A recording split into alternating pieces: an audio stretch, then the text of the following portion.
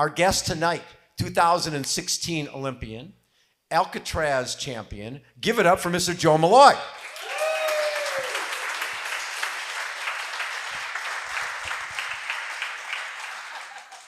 Joey. He brought his beer. Well, where's Ty at? It's support Tri Club sponsors, right? Exactly. Always support triathlon sponsors. So, Joey, growing up in New Jersey, how the heck did you find triathlon? I backed myself into it. So I actually found it pretty early. There was a youth triathlon at a local school. I was in 6th grade, and I remember it because I had a date afterwards. My wife's out here. It wasn't with her, but I worked myself up. But you were dating in 6th grade. Okay, that's good. But anyway, I killed the swim. I was a youth swimmer and met the asphalt on the bike. And then I stumbled to the finish. I finished dead last. And my family was like, well, that sport's not for you. So I had to go to the date at the water park with all skinned up hands and knees and elbows and stuff. And didn't do another one until I was 22. Really? Yeah. So through high school and college, were you a runner, a swimmer, any of that stuff? So I was a runner in high school, and I also swam. And then when I went to college, my thought process was, well, I'm not going to be an athlete. I'm here to study. And Boston College? Boston College. And I could either swim or run. So running had 2 seasons, but kind of like 2.5 because it was cross-country track and winter track. And swimming was only 1 season. So I thought that sounded a little bit easier for me to have a social life and be an athlete, and I chose swimming. And when did you get to the point where you actually got serious about the sport of triathlon? So I like to say I had to be a coach to be serious about being an athlete. So after I graduated Boston College in 2008, I became the assistant coach on the swim team that I was just at. And I like to say my jungle became my zoo because all my friends were still on the team, but I couldn't hang out with them anymore. So I had all this chunk of time that I used to be social that all of a sudden I needed to find something else to do. And then while I was coaching, it gave me a new perspective on being an athlete. Because as an athlete, and many of you I hope relate to this, you're in it. You're doing it. You're making decisions in the moment, and you're acting on emotion, and it's raw. But as a coach, you can notice something but not do anything about it because you're on deck. For me, the swimmers were in the water. So my job became seeing potential and seeing how decisions connect to outcomes. And I realized that as an athlete, I had been stuck in my head so much about what a good athlete was, what a good swimmer was. And that idea of what a good swimmer was, what a good athlete was, it was always something that I wasn't. It was a tall guy. It was a strong guy. It was somebody who practiced more than I did. And somewhere along the line, I forgot to give myself credit for the stuff I was doing. Interesting. And so as a coach, I started to remind the swimmers the stuff they were doing that was connecting to what they did in practice to the outcomes they wanted in races. And after a while, I felt kind of like a hypocrite without giving it a shot myself, and triathlon became the proving ground for that. What was the first triathlon besides the 6th grade one? So 6th grade triathlon, next one was, I still remember it, June 1st, 2008. It was in South Jersey, this town called Belle Plaine, and I finished 4th. Wow. So yeah, I did pretty well. You surprised yourself. I did. Mm-hmm. And then at that point, did you start thinking, now what year is this? This is 2008. It's still okay. 2 weeks after senior week, I was thrilled with 4th. And did you even know that triathlon was an Olympic sport, or there's this thing called the Ironman, or any of that stuff? I did, but honestly, it was just something I wanted to do to compete because I was a competitor my whole life, and I graduated college, and I thought, okay, where do I compete next? Right. There wasn't a clear race for me or a clear competition, so I just signed up for the first race I found. Had somebody nice in my town let me borrow a bike, and went for it. And you got 4th. Got 4th, yeah. And it's okay. Now you get 4th. I would say more than 4th what I remember, and the reason I remember the day, it's not because I finished fourth.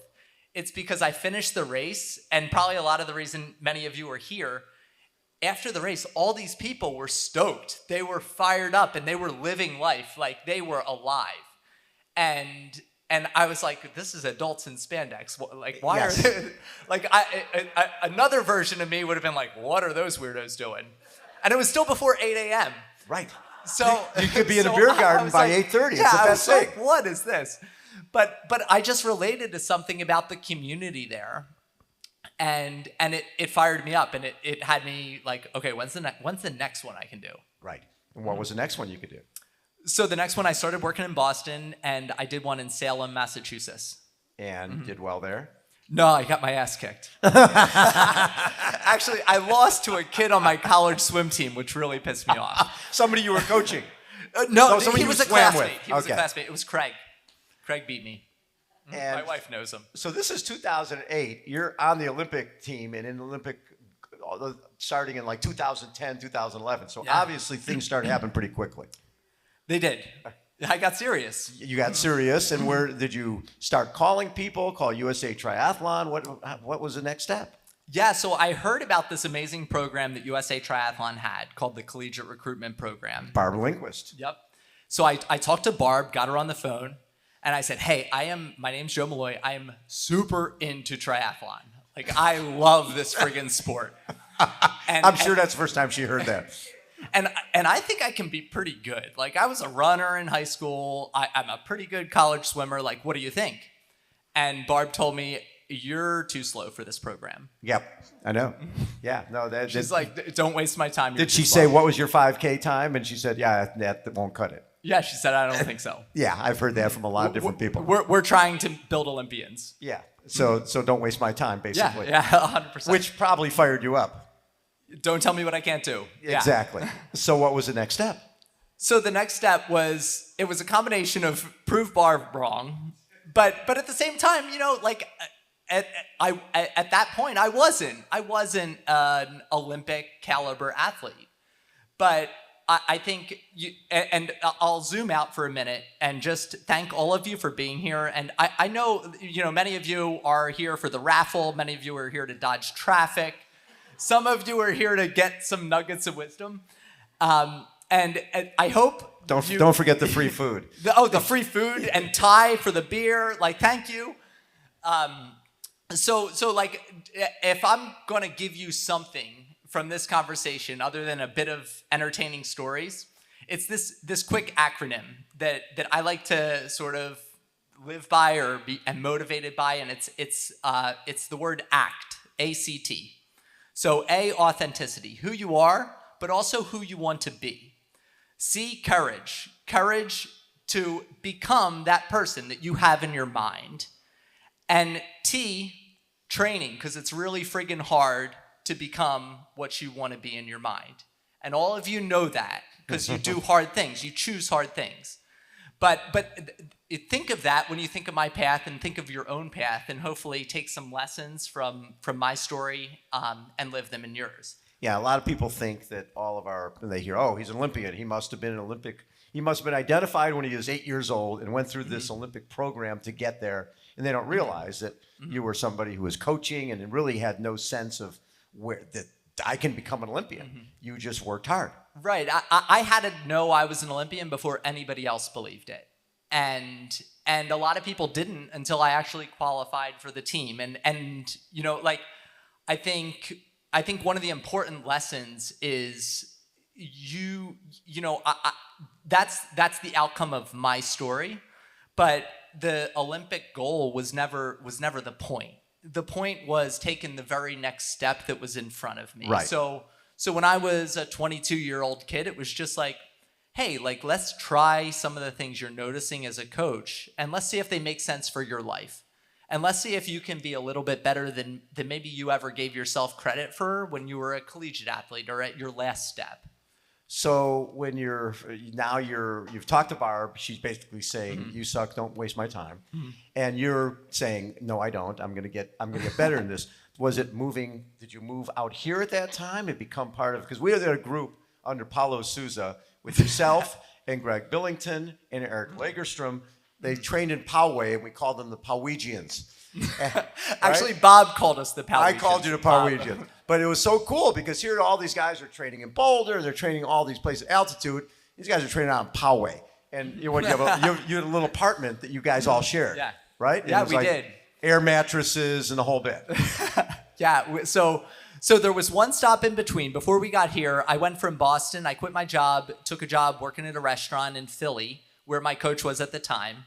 Lived in a house with some of my buddies there, and turned pro, and had my first year pro, which was absolutely terrible. I was absolutely horrible. I thought clearing the runway, giving myself more time to train, making training and racing a priority would be the right thing for me, and it was not. I took a huge step back in 2010. So I was at a point in my life in 2010, I was like, do I get a job? Maybe I should have at that point, but do I get a job or do I give triathlon a real shot? And I had this conversation with a coach named Paulo Sousa, and he said, you gotta decide if your decisions are connecting to the outcomes you want. And if they're not, what are you gonna do about it? So I hung up the phone and did what I wanted to do. I said, wow, that guy's an asshole. Telling me what to do. That was in October. In December, I called him back. I was like, hey, I'm really sorry about that. Can I get a tryout on your squad? Yes. And I came out for his squad in January. And so now you're not only new to the sport of triathlon, but when you're talking about ITU racing with draft legal, I mean, it's a totally different game than the shorter distance races you were doing. How hard was it to adapt to that? Because it's like you're racing a criterium. You're high end, high intensity. Then it's all tactics and psychological. It's a different game. For sure. But when you're doing something you love, there's something that happens in you, right? And you're just hungry for how to improve. And don't get me wrong, I was never the best tactician. I was never the best, technically on the bike. But when it became something that limited me from what I wanted, there was not somebody out there who was more committed to figuring out how do I get a little bit better at this today, and then more committed to doing that over and over and over, copy and paste. Yeah. And how did you guys all help each other? Because if you think about it, you and Greg ended up making the Olympic team. Eric was really... He was fourth. He should have made it. He could have made the team, and he's obviously still out there kicking butt and taking names. But all you guys came out of Poway, and you were the best in the U.S. I mean, it was like you and Greg and Ben Canute ended up on the team together. Mm-hmm. And I think it's a lesson in the power of community and environment because, like I said, I was a very amateur athlete. I had some good results, but I was not Olympic level, as Barb Lindquist would be the first to tell you. But when I came out here and I surrounded myself with people who were similarly motivated and also structured their days similarly, I got to give a shout out to Tracy. I would have never been able to afford out here, even back when it was like a little bit more affordable in 2010, 11. Tracy welcomed me to her home. Our coach blasted out to the Tri Club, said, hey, I got some like lunatic kids who just want to train for a living. They need a cheap place to stay. And Tracy welcomed me to her home. Yeah, she welcomed 4 of us. All 4? Right. They call her You had Billington, you had Eric, you had Kevin O'Connell. Oh my God. But anyway, being around people who were doing the same thing, we played off each other, and when like our play was learning how to get better and eat, sleep, breathe this sport. So I'm looking through results, and 63 ITU races between 2010 and 2016. You jumped into the deep end very quickly. Yeah, I was full on. Oh yeah. So when you go to the Pan Am Cup in Mazatlan in 2010, you get 16th. Mm-hmm. I mean, and you've been in the sport for an hour. Mm-hmm. That's not a bad thing. It's not terrible. No, it's not terrible. So you're seeing progress. Yeah. And when did you get to the point where you felt, okay, obviously it's 2010. You're not going to be making the 2012 Olympic team. I thought I was. You thought, okay. I'll go on record. I thought I was, but again, another nugget for you guys. If you're going to do something incredible, you have to be a little delusional. Yes. So don't be afraid of that. Like, lean into that and just see. You know, like I thought because I didn't make the London Olympic team, was I a failure at that? Yes. But there were lessons there that motivated me more. So whatever your delusional dreams, like, don't give up on them. So when I look at some of the highlights, you get second at the USA Triathlete Nationals in 2013. You win Lifetime Fitness Oceanside in 14. You win in Noosa. So now you're tasting the good life, right? You're getting winning a little some momentum, races, yeah. A little momentum. Mm-hmm. Heading into the trials, or the whole season of 2015-16. Where were you ranked, and what did you need to rank just to get to the trials? Yeah, so the trials process was basically, it was a series of races, and they took your best result in 2 of 5 races. And going into the final race, I was ranked as the second American guy. And for those of you unfamiliar with the process, the Olympic process works. Athletes qualify the nation for Olympic spots, and then the nation decides to give those spots out to athletes. So that's why you'll see it's like needlessly complicated. But the main thing is, I think each country starts out. They start out with 2 and potentially can get 3 spots. But to get that 3rd spot, someone like a Joe Maloy might have to travel all around the world to get the 3rd spot for the U.S. And they could pick Eric Lagerstrom for that spot, and they could pick somebody else. Yeah, right. Yeah. So I was ranked second going into the last qualifying race. And what was that? It was Yokohama. Okay. Yokohama, Japan. And so how did you have to beat the guy who was, you just had to beat whoever was ranked behind you in 3rd or 4th?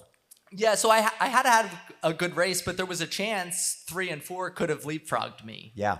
Going into the race. And I remember waking up that morning, I was super nervous. And it was funny, I wasn't nervous about what I had done to prepare. I knew I had I had accepted that I had done what I could to put myself in a position to be successful. But what I was afraid of was, what if I get a flat tire? What if somebody crashes right in front of me and there's nothing I can do? And that costs me this thing I've committed for. And eventually I had to just kind of shake hands with that fate and be okay with it. And it's really hard to arrive at that state of acceptance, but I think it's important to get past that, like accepting that things can go wrong, to open yourself up to the possibility of where that performance can put you. So I still remember that day in Yokohama, I got off the bike with the lead bike pack, and when I went into T2, I was like, I'm going to make this Olympic team. Like, nobody's going to outrun me for this. And you did. Yeah, I did. How about a round of applause? There you go. The Olympic experience. Most of the Olympic races you see, Tokyo and other events like that, are cookie cutter bike courses. Yeah. It's 15, 18 laps, and you're just going around flat areas. Rio was different. Rio had a huge hill in there, and you were about as prepared as you could be, except for what happened on race morning. Well, I mean, race morning, I woke up the same as I did every day, and I was like, well, today's the Olympics. And it was, as you'd probably imagine, what would you feel if you woke up and it was like the day of the Olympics? What would you guys think? Oh, crap. like cool, terrified, the All whole of it. range. Like you feel like this big... Yeah, this big Campbell's soup of emotion, like a little bit of everything. And you guys had to turn your bikes in a couple days ahead of time because they X-ray the bikes to make sure you don't have a motor in there. Yeah, so normally, I'm in control of everything race morning. The Olympics, it's outrageous what they make the athletes do. It was actually very disheartening from an athlete perspective, because they do all this stuff to make you not showcase your personal sponsors that helped you get there, to the point of absurdity. Like, I had Oakley sunglasses, and they put a piece of electrical tape over the Oakley on my lens before the race because I wasn't allowed to show that logo. And you had to wait in a line for like 15 minutes of everybody while they were doing this to every competitor. I couldn't use my water bottles because they said Camelback on the side of them. So it's like absolutely outrageous stuff. But one of the parts to this process is, and it's all to protect the Olympic image. One of the parts of this process is you have to check your bike in 2 days beforehand. And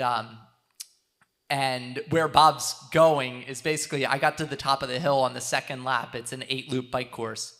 And I went to shift, and my Di2 battery was dead. In the Olympics.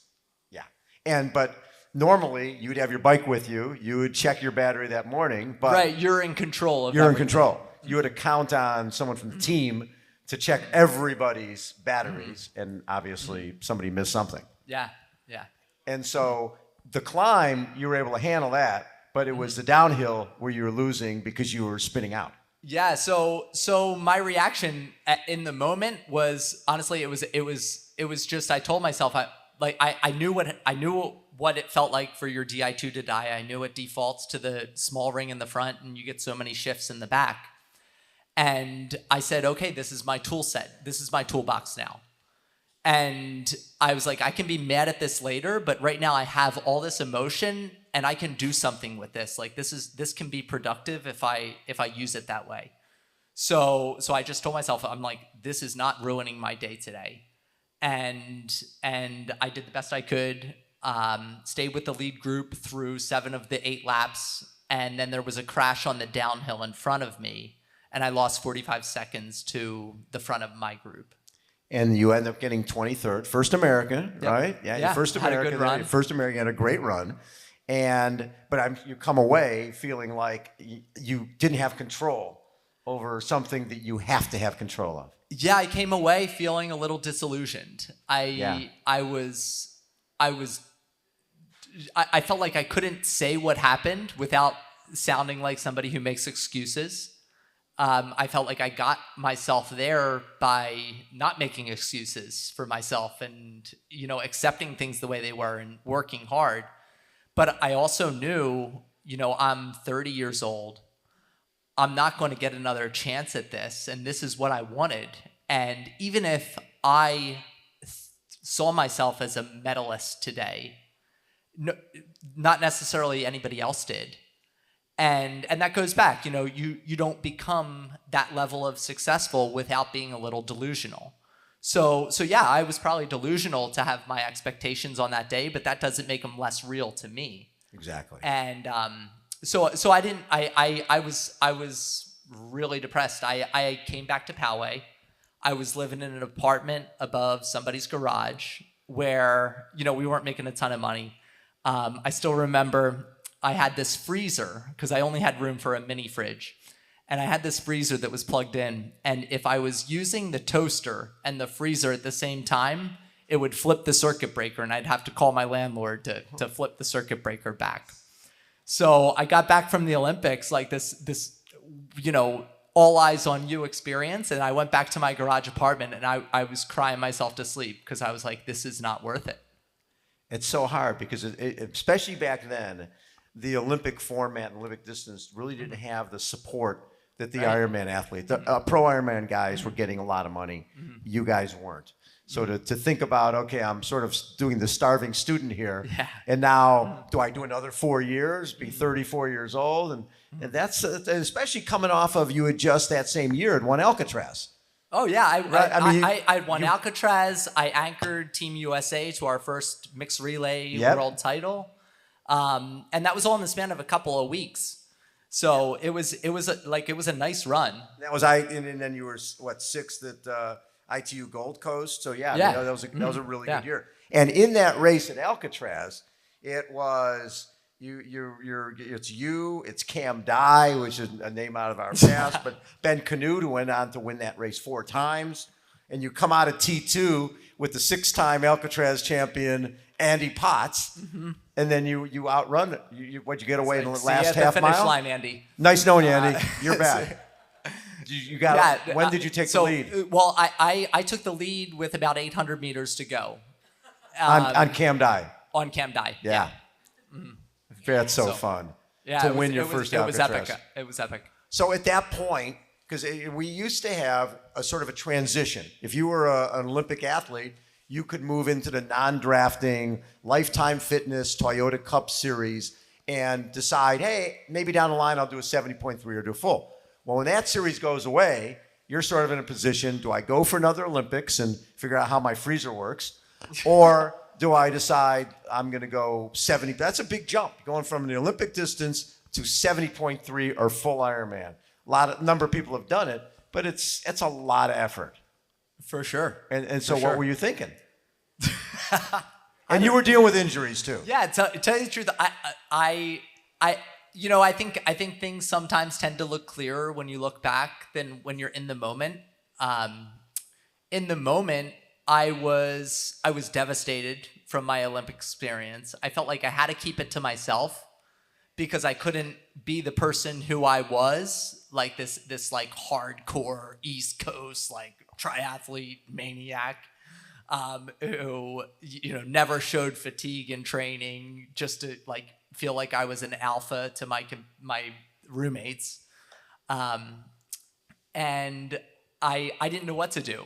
I didn't see a path for me to have what I wanted in the rest of my life. I wanted kids, I wanted a family, I wanted friends to get together with, and I felt like at that point my circle was so small, the only people I could hang out with were people who could keep up with me on a bike ride. Right. And if I soft pedaled for them, it was a waste of my time. So I think this is a lesson in like one of the gifts athletes have is, there's a saying, athletes die twice. And one of the gifts is, you come back from that knowing what it's like to commit your 100% to something without perspective of what you're doing to the rest of your life. So I had I had optimized my life for performance in triathlon at the expense of every single other thing.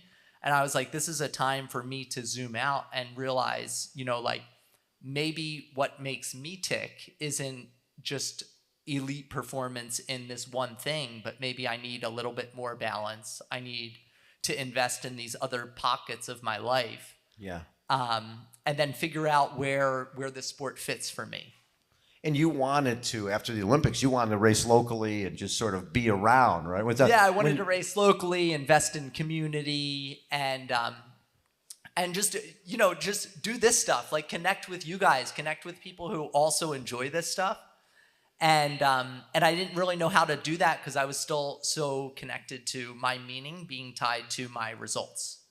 So I was looking back after the Olympics and going, I finally called you up and said, Joe, I'm looking after the Olympics and I don't see a lot. I see that you had the fastest half marathon at 70.3 Boulder, but you had all of 2017 was surgeries. Yeah, so I actually after the Olympics, I had been dealing with pain that I was managing with a tube of Voltaren. And where's Gino's magic touch? Yeah. Wherever Gino is, I was going to Gino twice a week, and I was putting this Voltaren, which is like arthritis cream. I was putting it all over my body before my races. That and like 200 milligrams of caffeine, and I was good to go. But I was just kicking the can down the road on all this stuff I was dealing with. And eventually, it took a while to get a diagnosis, but I needed hip surgery. And I took a job working in the World Trade Center, working finance back east. And you take the job, and the guy who hires you or is supposed to train you gets fired the first week. So you're sort of like on your own on the 85th floor. I literally, so this guy hires me for an investment company. The investment team's based in Denmark. And I was just part of the sales team, which is like, this is great. Okay, I can sell this. Yeah. And the guy who's supposed to teach me what I'm supposed to sell gets fired my first week on the job. And nobody else at the company knows. I have no idea what I'm doing. So you fit right in. Yeah, so I just went to work every day, and basically for like 9 months, collecting a paycheck because I'm like, wow, I don't have to race for money. My hips, like I can rehab my hip, and I know this isn't right, but maybe it's right now. And we'll decide next. And what brought you back out here? So it was that reflection. 2019? Yeah, so I came back to San Diego in 2019. It didn't take much. Honestly, it was I knew what I was doing was wrong, and I didn't know what was right. So my compass was what made me happy. Where did I feel most like Joe? And I remembered swimming at La Jolla Cove, and I remembered biking the coast, and living with Tracy. And I was like, San Diego was pretty good. I think I'm going to just pack up and go out there. So made a couple of calls and made it work and packed up the car. I actually sold my car halfway out the country and traded it in for a Jeep and finished the rest of the way. And then we were training, was it Andrew Duggan? Yeah, I was training a client named Andrew Duggan. And living in his garage. Living in his garage. I was a much nicer garage than the one in Poway. No electrical issues. I think all the work was permitted. But you jumped into Alcatraz again. Jumped into Alcatraz. And got second to Ben Canute, like by less than a minute. Mm-hmm. After hip surgery and all the rest of it. Yeah. Mm-hmm. That's really cool. Mm-hmm. And the difference was, I think the first time I raced it, even though it was a better result, it was from a place of emptiness. It was, I needed that result. I needed it to fill something that was missing in me. Yeah. And, it was, the result was going to fill it. When I came back the second time, because the sport had been taken away from me, and because this is where I say athletes die twice, so the perspective, I knew what it was like to not have this, and just being there, being able to do it was enough for me. The result was gravy. And I used to have to, before races, emotion's powerful. So I used to channel emotion, and the emotion that worked for me was anger before a race. So I would think of I would think of Barb telling me I couldn't do it. I would think of girls who dumped me. I would think whatever it was that fired that up. That's what I would think in the minute before the start of a race. And it would get me in that competitive mindset where I was ready to take that buoy from anybody else. Before Alcatraz, when I finished second, it was, okay, maybe I can do this thing that I love from a different place. And it was just gratitude for being there. I was connecting with my competitors. I was connecting with the people around. And I was like, wow, I can still be pretty good at this from a place where, I step on the starting line and I'm not looking to fill anything. Yeah. And then COVID comes. Yeah. You do well at Alcatraz. You've got this new mindset. COVID comes. And you do I think you did your baby reveal, at Challenge, was it Clash Daytona? Okay, Client Challenge. Bob doesn't miss a trick. So my beautiful wife, Jen, put your hands up, please. Yay! So in the midst of all this, I met Jen, and we had our dates around triathlons, and our first baby, her name's Brooke. She's a 3, almost 4-year-old now. But I was racing a Challenge Daytona, and we did a gender reveal right on the track. And Jen's a big golfer, so we had an exploding golf ball filled with a color.